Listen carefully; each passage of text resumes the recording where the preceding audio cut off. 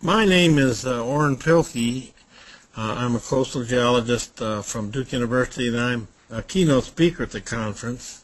My basic view here, I just finished a book on sea level rise, and my view is that sea level rise is likely to be the first major global catastrophe related to global climate change.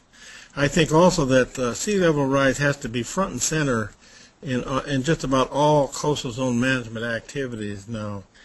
Most panels, groups of scientists on various states and countries have concluded that we should expect at least a minimal 1 meter sea level rise by 2100.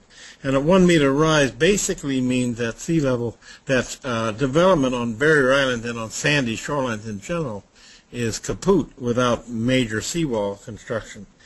One of the points is that I'd like to make is that the seawall construction is not just ordinary construction. The cost of seawalls is going to be far greater than we've been estimating, because seawalls have to be dams. When you actually build a seawall, you're not just blocking the waves, you actually have to worry about the underlying porous rock and whether water will go, which will in many cases just go right underneath the seawall.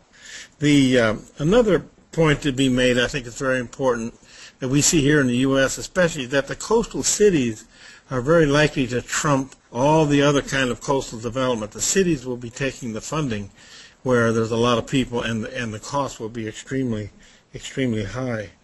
Quantitative mathematical models, by the way, in the U.S., in my view at least, have been more successful in a political sense than in a scientific sense. That is, they don't do well at predicting the behavior of beaches, especially the behavior of nourished beaches.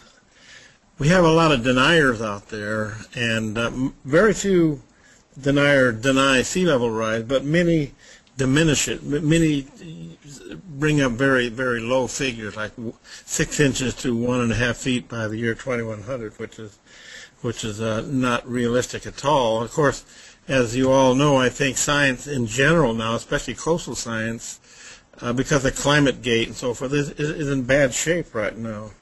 Anyhow, the way to look at this, I think, is that this is a fantastic challenge that we have sitting here in our laps. Those of us doing coastal science, especially young people, can appreciate the fact that the research they're doing is going to be very important to society, and that's very exciting.